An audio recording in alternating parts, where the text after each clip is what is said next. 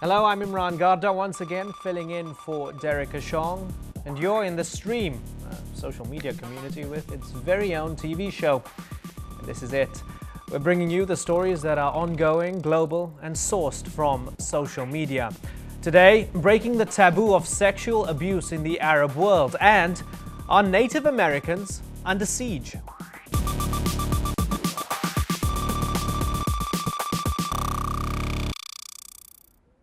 Malika Bilal is here filling in for Ahmed, who's still on holiday, our digital producer. Welcome, Malika. Thanks. Good to be here again. Great. She's bringing us your feedback all week, and we'll get to some of that feedback a little later. And back with us for a second day on the infamous orange couch is Julia Basha, a filmmaker, award-winning filmmaker, I should say. Julia, tell us about the latest project you've been working on. We've been following what's happening in a neighborhood in Jerusalem called Sheikh Jarrah, where settlers are coming in and evicting Palestinian families. But what's interesting for us in particular in the story is the reaction that Israelis and Palestinians have had to this story. They've organized a civil disobedience nonviolent movement to try to prevent more evictions from taking place. And in fact, a new Israeli peace movement called Solidariyut, which means solidarity in Hebrew, has emerged out of the plight of these Palestinian families. We've been following it for 2 years. We're hoping to release the film early next year. And in a social media sense, have you noticed any momentum on Twitter, Facebook, etc., regarding these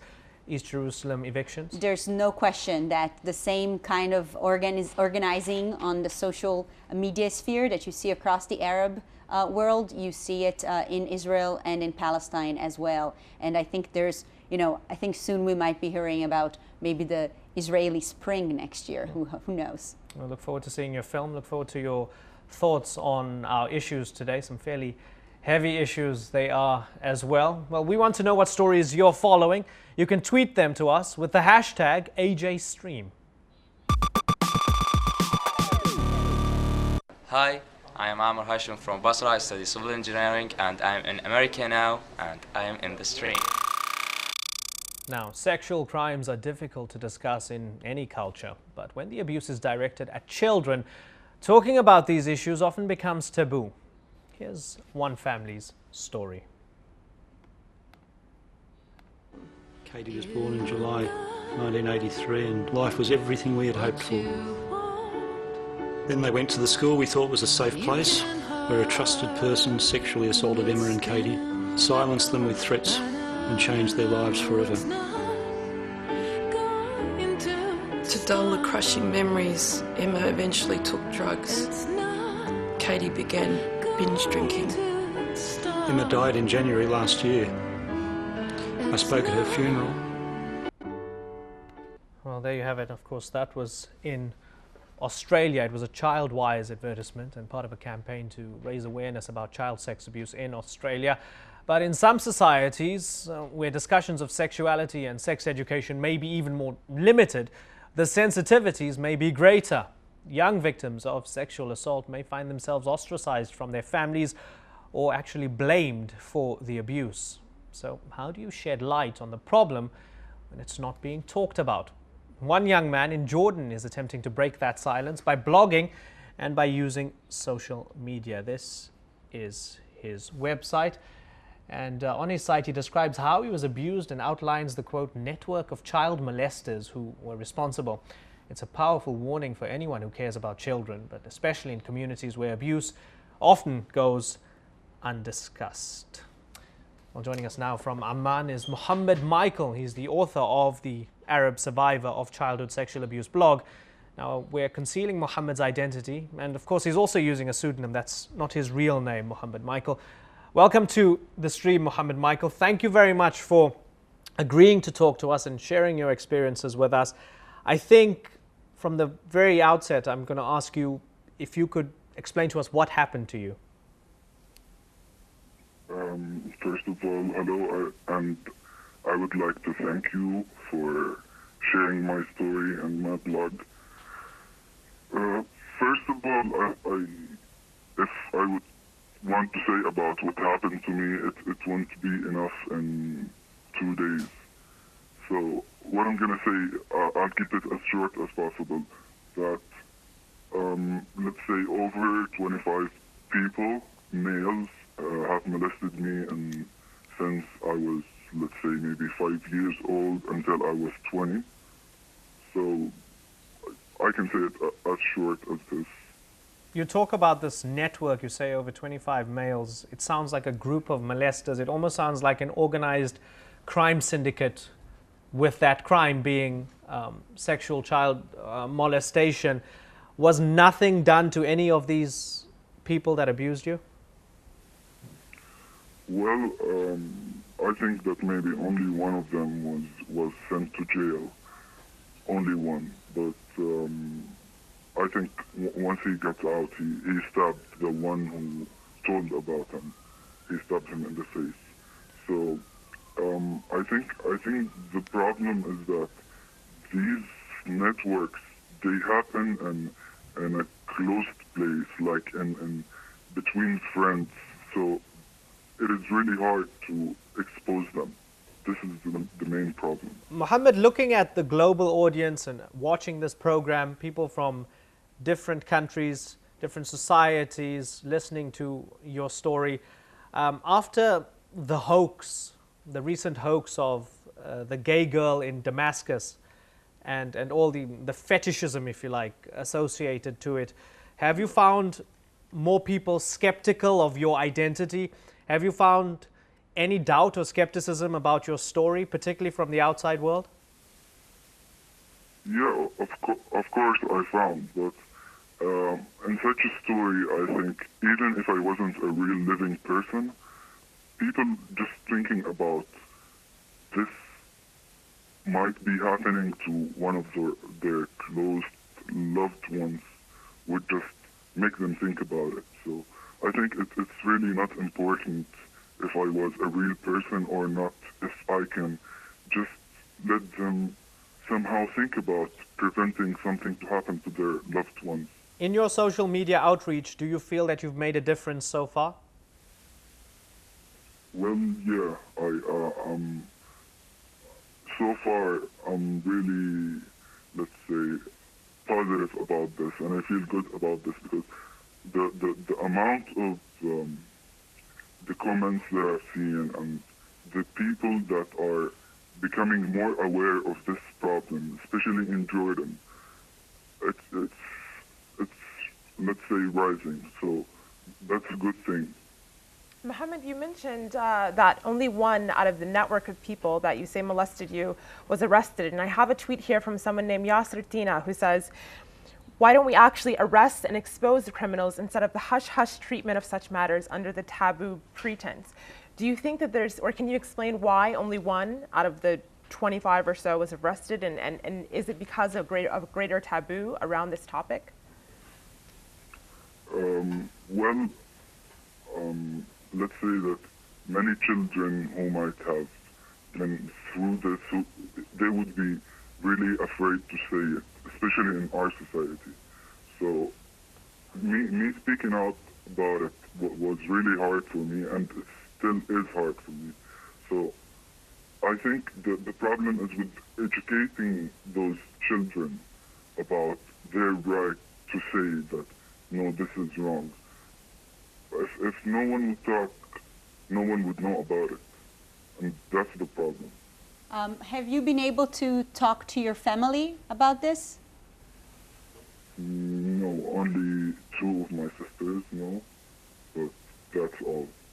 And how I think what you mentioned in terms of the ability to have conversations is I think the first step for people. I mean, even before actually talking about punishing the people. I mean, if you cannot even have a conversation within your family, right? I think that's one of the first steps there. What do you think would make it possible for those conversations to be able to happen? Like, what do you think is a key thing missing right now from where you stand? I think the problem is, as I said before, education, because mainly in the Arab world, people do not know that there is such a thing as boyhood sexual abuse. If they would hear about childhood sexual abuse, they would think that people are talking about a girl, so they wouldn't understand what it means. So they would probably think that this person, by saying that this happened to him, is homosexual, and in our society, it is not accepted to be. So I think this is, let's say, a major problem in communication. Mohammed, I have one final question for you. I'm looking at the statistics from a UNICEF report in 2007. It says 2 to 7 out of every 100 children are sexually abused by family members and school teachers and administrators in Jordan. Despite this, Mohammed, it seems as if Jordan is actually way ahead of neighboring countries when it comes to addressing abuse, isn't it? I mean, it may need to take that extra leap to address childhood sexual abuse, particularly male sexual abuse. However, do you acknowledge some of the efforts being made by your government? What was the last part? I couldn't hear the last part. Do you acknowledge that there are efforts being made by the Jordanian government, and that relative to other countries in the region, it's quite well ahead of those countries in trying to tackle this problem? Yeah, I do. I actually was today sitting with someone who works in these projects, and we were discussing this matter. But the thing is, these studies talk generally about abuse. They don't talk about boyhood sexual abuse.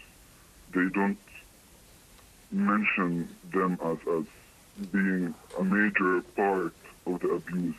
So it's like saying that if we don't talk about it, it doesn't exist. So they don't even make studies about boyhood sexual abuse, and they don't make campaigns and programs targeted to these issues. So Okay. I think although Jordan is ahead of in these things, but this topic of boyhood sexual abuse, it's not discussed in the whole Middle East.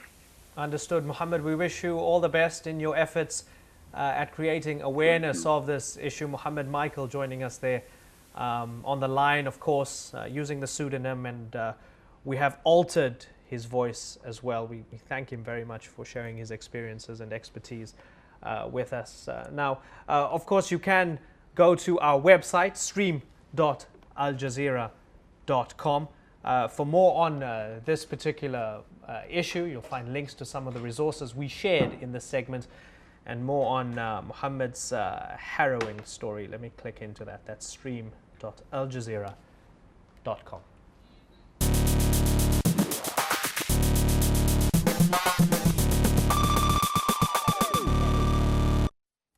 Today, we're following the events surrounding the Freedom Flotilla 2. Earlier, the Israeli Navy boarded a French vessel carrying pro-Palestinian activists attempting to break the blockade on Gaza and deliver humanitarian assistance.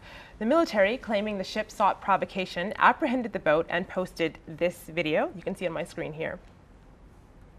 So, Twitter user Asra Al-Shafi pointed us to Crowd Voice, a user-powered service that tracks voices of protests from around the world through crowdsourcing. She tweets, "We're using Crowd Voice to help expose Israel's ongoing violations against Gaza and the flotilla efforts." Now, the site encourages users to share links and upload videos from around the world. But Esra and the other organizers behind the site created a separate Crowd Voice page for Gaza due to the seriousness of the situation. One user posted this video that you can see on my screen here to the site. It's called "To Gaza with Love."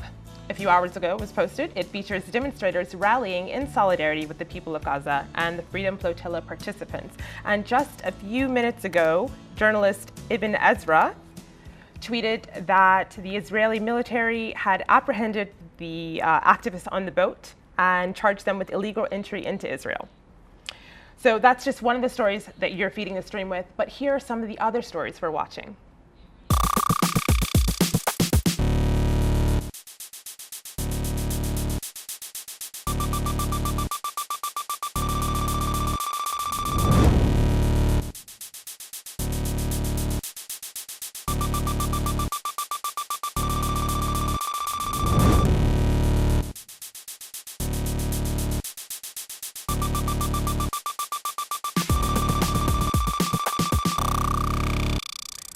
Are Native American communities in the United States under attack?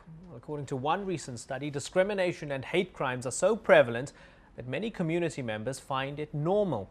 Despite the extent of the victimization, Native Americans don't report incidents of bias and violence because they fear law enforcement harassment. They argue they're running up against a good old boy system where cronyism prevails. But one Nevada case may signal a bit of a change. Johnny Bonta and his family say they were the victims of a hate crime attack. But when the police arrived, the one person arrested was the alleged victim. Months later, the FBI opened an investigation, but only after online journalists and a Facebook campaign, as you're seeing here, Justice for Johnny Bonta and family, raised awareness of the case. And the suspects allegedly bragged about the attacks on Facebook. Here's a screenshot of something that was taken down, I imagine, a bit later, saying, just laid, I don't know if you can see it, let me try and zoom in as closely as possible. Just laid the fists and boots to some 6'5" Tongan dude. What you got in little guys? So obviously showing crass ignorance as well, thinking a Native American was a Tongan. Well, that's what's online. Let's speak to somebody in the know. Joining us now via Skype from Albuquerque is Valerie Talaman, the West Coast editor for Indian Country Today Media Network and an enrolled citizen of the Navajo Nation. Her reporting has been driving the Bonta family's story. Welcome to the stream, Valerie. Without wanting to get into too many complicated details about what actually happened that day, in a nutshell, there seems to be contrasting narratives. As far as you are aware, what happened on that day? The story that the Bontas told me was that they were basically at a gas station waiting to get gas when this carload of people drove up next to them and sort of checked them out.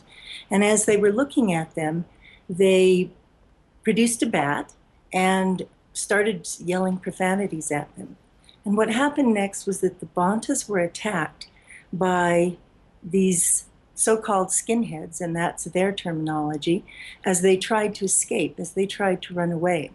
By that I mean they were at the gas station and they decided to leave instead of have a confrontation. So as they drove away, the Bontas saw that this car was following them. And I asked why they called them skinheads. It had to do with the kind of tattoos they had, with the haircuts. They were scared. So they were making a run for the freeway. And at the freeway, you have a jurisdiction. If you cross the freeway, you're on Indian land. So the Bontas were trying to make it to the freeway and were cut off, they say, by this carload of people who pulled in front of them. They slammed on their brakes, sat on the side of the road, and this car, people jumped out. They had baseball bats. They had knives, according to the Bontas. The two women were in the car, and one of them was sick. She gets blood transfusions. She's not a well person. So they watched the men in the car take on the three young men who were in their 20s, and a terrible beating ensued. The police were called, and as the sirens were approaching, the younger of the three, I shouldn't say the younger, Josh is how I know him, or Jacob, some of the profanities they were yelling, they told the young men, those sirens are not for you. My daddy is on the police force, and those cops are not coming to help you. So the Bontas expected to tell their side of the story when the police arrived, and that didn't happen. Instead, what happened was the police only took statements from the non-Indian people there, the white people there, the young men, and they refused to take statements from the Bontas as they were loaded up and put in ambulances. Then Johnny Bonta was arrested and taken away, and his wife was very concerned because he'd been hit in the face, he had injuries, and he was denied medical treatment. She didn't know what happened to her husband for quite some time that day. And they maintained that in any other circumstance, the police would have investigated both sides of the story. Uh-huh. The police report should contain statements from all of the people there. It does not. It only contains the statements from the young men who attacked the Bontas, according to the Bontas. So Valerie, as we try to use this as a point of departure and broaden this out, one of the main questions is this the Bonta family clearly believes that the system is incapable of bringing about any form of equality or justice. Is this just specific to this incident, or maybe even just specific to Nevada, or is this symptomatic and indicative of a broader problem in other states and something on a greater societal level?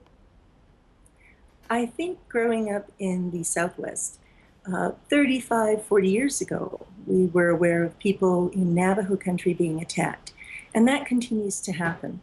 There's going to be a conference August 30th that the Navajo Nation Human Rights Commission is putting on in Farmington, New Mexico, which is a border town of the Navajo Nation.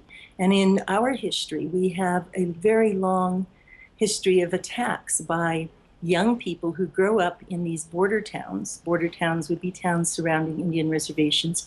We shop there. We do a lot of economic development not in our own communities, and instead buy there. There's a lot of edginess and racism, outside racism in many cases. But on Navajo, we've actually had people beat up our young people. They've beat up young people who had learning disabilities. They put a swastika on a young man who had the developmental level of a 10-year-old. Valerie, I just want to stop you there because I want to bring Malika in because she's getting some feedback from our community.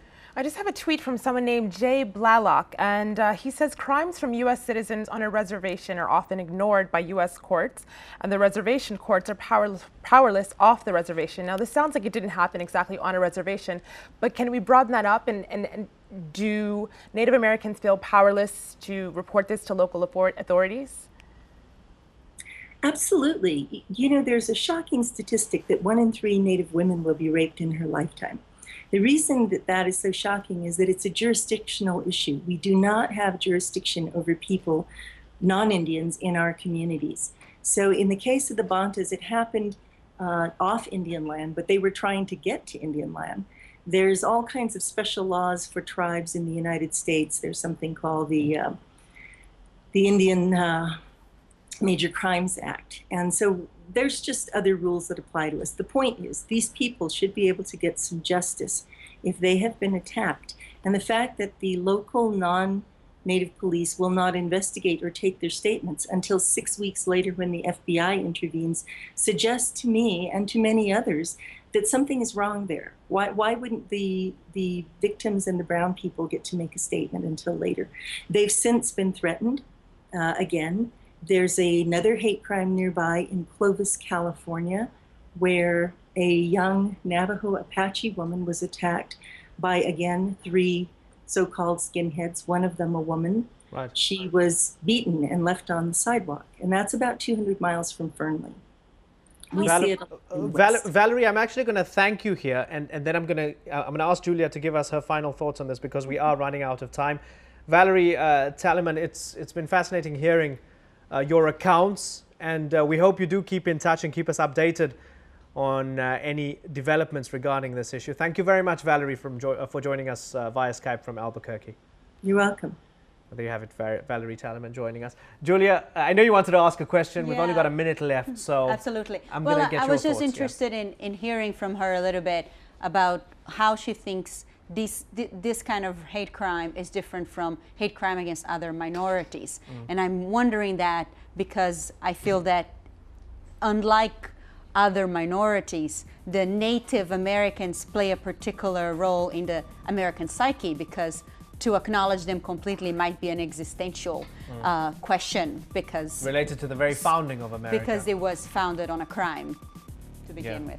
Yeah, well, I mean, it's a deep and uncomfortable discussion for many people to have, I'd imagine, and with parallels regarding other modern industrialized states as well. We can talk about it in the post-show. Thanks a lot for joining us on the stream. As always, so much to say, so little time. We hope you join us tomorrow.